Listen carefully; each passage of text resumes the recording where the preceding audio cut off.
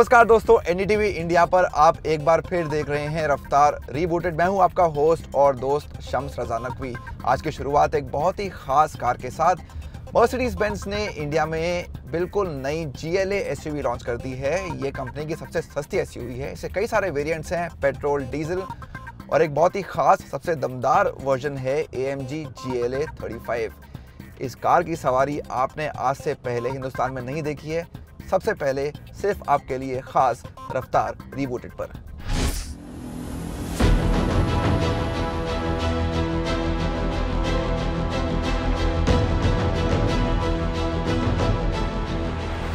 तो जाहिर सी बात है कि GLA एडवेंचर हमारे लिए बहुत ख़ास है, हमारे दिल के बहुत करीब है।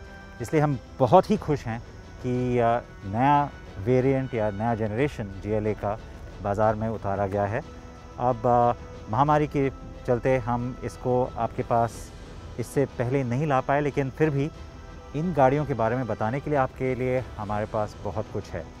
ये है डीजल अवतार 220D। इसके दो वेरिएंट हैं, एक AMG लाइन है और एक रेगुलर कार है। ये AMG लाइन है। ये है GLA 200 यानी कि पेट्रोल। लेकिन इन दोनों के अलावा एक और बहुत ख़ास वेरिएंट है GLA का जो बाज़ार में लाया गया है, और वो आप सिर्फ कार एंड बाइक पर देख सकते हैं।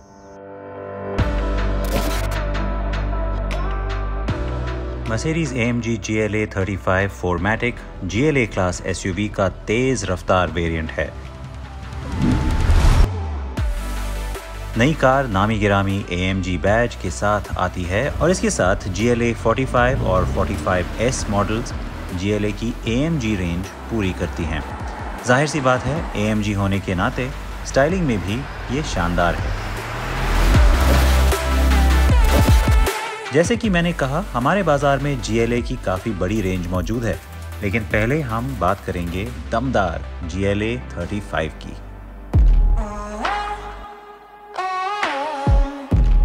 ये एक खास कार है जिसके लिए हमने एक खास जगह भी चुनी है। GLA की नई जनरेशन का प्रोपोर्शन पिछली पीढ़ी के मुकाबले ज़्यादा SUV जैसा है। देखने में ये अच्छा है और इसका जो AMG मॉडल है वो और भी ज़ोरदार है। किसी भी SUV का अगर आप स्पोर्टी मॉडल देखें जो ज़्यादा पावरफुल होता है, बहुत ताकतवर होता है, यूजुअली आप देखते हैं कि जो स्टाइलिंग चेंजेस या फिर मैकेनिकल चेंजेस होते हैं उस कार में, उससे वो गाड़ी थोड़ी सी ज़्यादा स्पोर्टी लगती है और SUV कम लगती है। लेकिन कहना होगा कि GLA में ऐसा नहीं है। वर्टिकल फ्रंट ग्रिल जो है, टिपिकल AMG स्टाइलिंग, इसकी वजह से कार थोड़ी ज़्यादा अपराइट, थोड़ी ज़्यादा ऊंची लगती है सामने, और फिर ज़्यादा बड़े साइज़ के व्हील्स भी हैं इसमें AMG ट्रिम वाले। इसकी वजह से भी गाड़ी को एक ज़्यादा हेफ्टी लुक मिलता है। और 4MATIC टर्बो बैजिंग, 4MATIC यानी कि ऑल व्हील ड्राइव, ये भी एक SUV के लिए काफ़ी ख़ास बात रहती है।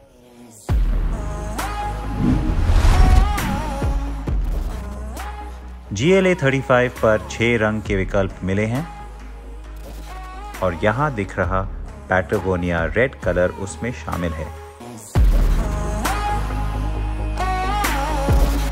भारत में इस कार के साथ सामान्य तौर पर बहुत सी चीज़ें दी गई हैं। इस फहरिस्त में एलॉय व्हील्स से लेकर पैनोरामिक सनरूफ तक सब कुछ शामिल है।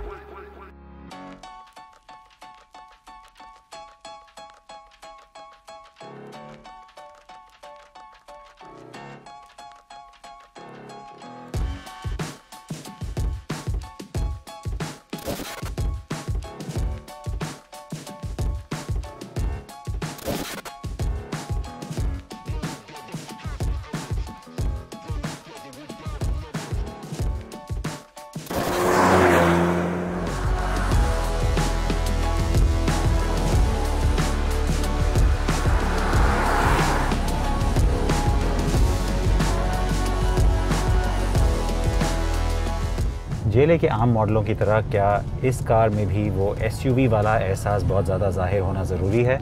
काफ़ी लोग कहेंगे हाँ, ये एक SUV पहले और स्पोर्ट्स कार बाद में होनी चाहिए, लेकिन मेरा थोड़ा इसमें अलग विचार है। क्योंकि अगर आप सोचें तो कोई अगर एक मर्सिडीज़ SUV ख़रीदना चाहता है तो वो बेशक GLA 200 या GLA 220D ख़रीद सकते हैं, लेकिन जिसको एक AMG मॉडल चाहिए, यानी कि परफॉर्मेंस सबसे आगे होना चाहिए और जो गाड़ी खुद चलाएंगे, पीछे नहीं बैठेंगे, उनके लिए ये कार SUV कम और स्पोर्ट्स कार ज़्यादा होनी चाहिए। तो मेरे हिसाब से थोड़ा सस्पेंशन जो स्टिफ है, थोड़ा सा जो इसमें स्पोर्ट्स कार वाला फीलिंग है, राइड क्वालिटी भी थोड़ी सी हार्ड है, वो एक अच्छी चीज़ है।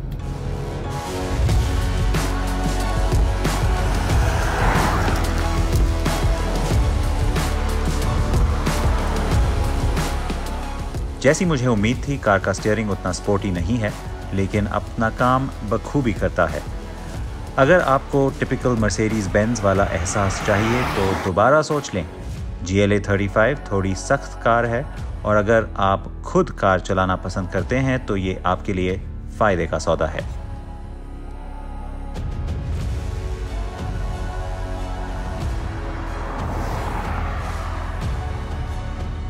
अडेप्टिव सस्पेंशन वेरिएबल डैम्पर्स के साथ इस कार पे स्टैंडर्ड है भारतीय स्पेक पर, और ये एक अच्छी बात है क्योंकि हमारे रोड कंडीशंस को देखते हुए एक स्टिफ गाड़ी में ऐसा होना ज़रूरी है।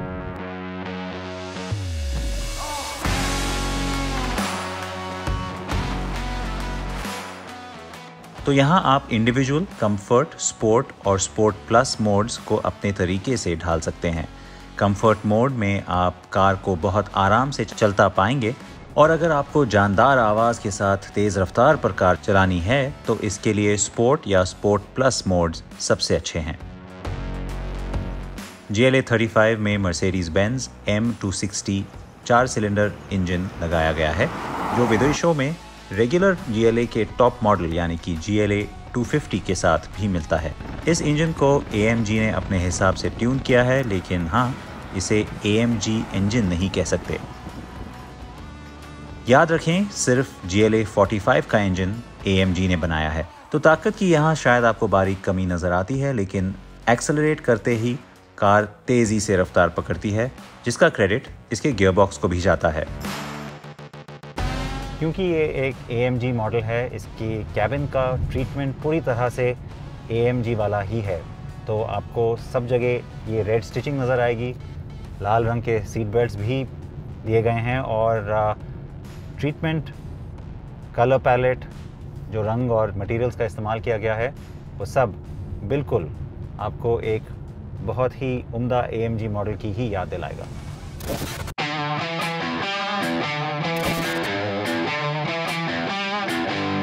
कैबिन में आपको सिंगल स्क्रीन लुक वाले इंस्ट्रूमेंट क्लस्टर के साथ डिजिटल क्लस्टर मिलेगा।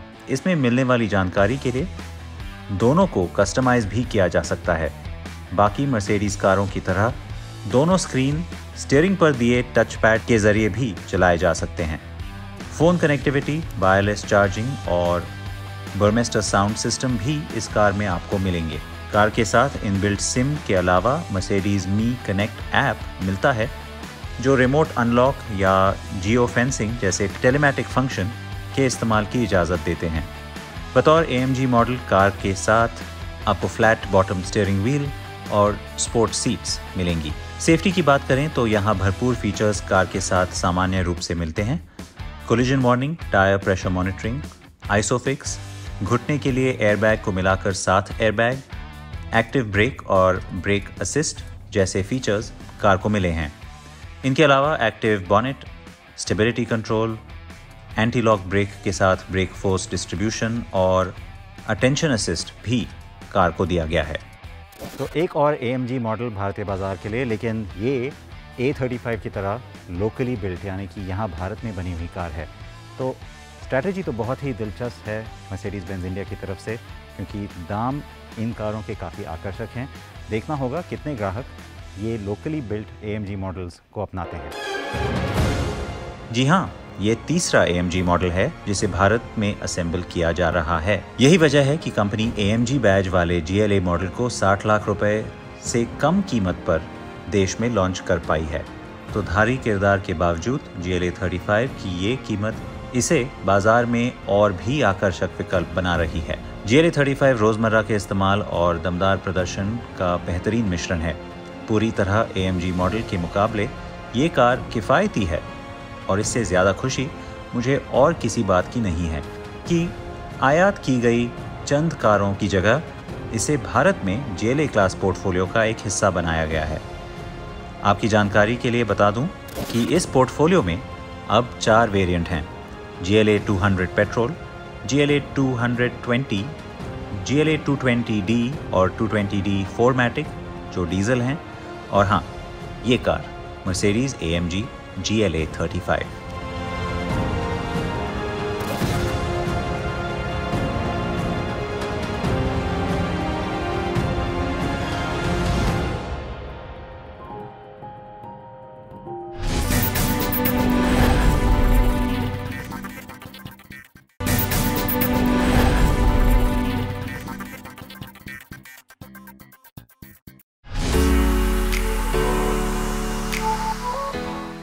दूसरी जनरेशन फोर्ड फीगो को भारत आए करीब 6 साल हो चुके हैं और इसे बड़े बदलाव मिलने लंबे समय से बाकी था। साल 2018 में इस कार का फेसलिफ्ट मॉडल पेश किया गया था, लेकिन मुकाबले की कारें काफ़ी आधुनिक तकनीक के साथ बाजार में आ चुकी थी। जहां फीगो की बढ़ती उम्र अब दिखना शुरू हो गई है, वहीं फिलहाल फोर्ड अब इस रेंज का दायरा बढ़ाने पर ध्यान लगा रही है। इसकी शुरुआत नए ऑटोमेटिक वेरिएंट से हुई है जो 1.2 लीटर पेट्रोल इंजन के साथ पेश किया गया है। ये वही 6 speed automatic torque converter gearbox है जो फोर्ड EcoSport में दिया जाता है। जो ये टॉर्क कन्वर्टर यूनिट है ये काफ़ी ज़्यादा फ़ायदेमंद है 1.2 लीटर में, स्पेशली सिटी ट्रैफिक कंडीशन में, हाईवे पे भी, क्योंकि काफ़ी स्मूथ है। आपको एक वो हेड डॉट नहीं मिलता और AMT कंपेयर में काफ़ी ज़्यादा अच्छी पावर डिलीवरी है इसकी। फिर आपको यहाँ पर सिलेक्ट, शिफ्ट और स्पोर्ट्स मोड भी मिलता है। तो आप जैसे ही स्पोर्ट्स में शिफ्ट करते हो वैसे ही पावर डिलीवरी काफ़ी ज़्यादा अच्छी हो जाती है, काफ़ी अग्रेसिव हो जाती है और वापस D में आप इसको हैप्पीली क्रूज़ कर सकते हो हाईवे पे। उसके बाद जो ये 1.2 लीटर इंजन है ऑलरेडी काफ़ी अच्छा पावर फिगर डिलीवर करता है, 94 ब्रेक हॉर्स पावर और 100 newton metres of peak torque, जो क्लास लीडिंग है। और ये गियर बॉक्स उसको बस कॉम्प्लीमेंट करता है काफ़ी अच्छे तरीके से। ऑब्वियसली पुराने फिगो में जो हमें DCT मिलती थी उसके कंपेयर में तो उतना क्विक आपको नहीं मिलेगा, लेकिन टॉर्क कन्वर्टर के लिए काफ़ी अच्छा है। बस एक चीज़ जो मैं यहाँ पर मिस कर रहा हूँ वो एक डेड पेडल की है, क्योंकि आपको अपने फुट को आराम देने के लिए एक डेड पेडल ऑटोमेटिक में चाहिए होता है। तो बिना किसी दो राय के फीगो 1.2 टॉर्क कन्वर्टर काफ़ी स्पोर्टी ऑटोमेटिक मॉडल है। AMT के मुकाबले इसका प्रदर्शन बहुत अच्छा है और फुर्तीला है। हालांकि D मोड पर आपको इसकी ताकत में कुछ कमी लगेगी, लेकिन S मोड में आपको इंजन की ताकत का असली अंदाज़ा 5000 RPM तक हो जाता है। डायनामिक्स और स्टीयरिंग इसके स्पोर्टी किरदार में अपना रोल अच्छी तरह निभाते हैं और इसकी राइड क्वालिटी से भी कोई समझौता नहीं किया गया है।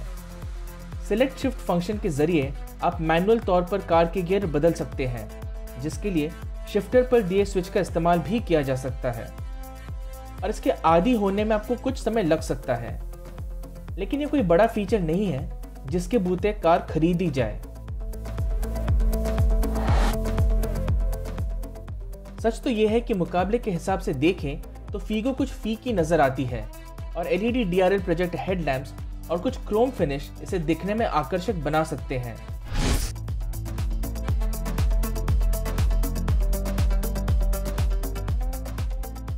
तो यहाँ अगर आप ऑटोमेटिक हैचबैक खरीदने का प्लान बना रहे हैं और लुक्स और फीचर्स से अलग आप किसी दमदार, फुर्तीली और सफाई से चलने वाली कार की तलाश में हैं, तो निश्चित तौर पर आपको फोर्ड फीगो 1.2 ऑटो चलाकर देखना चाहिए।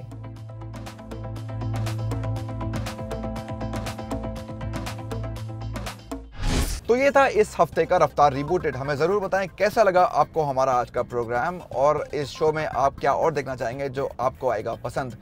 ट्विटर पे हमारा हैंडल है कारिन बाइक हिंदी। हमें ज़रूर लिखिए, हमें आपके फीडबैक का इंतज़ार रहेगा। अगले हफ्ते फिर होगी आपसे मुलाकात NDTV इंडिया पर।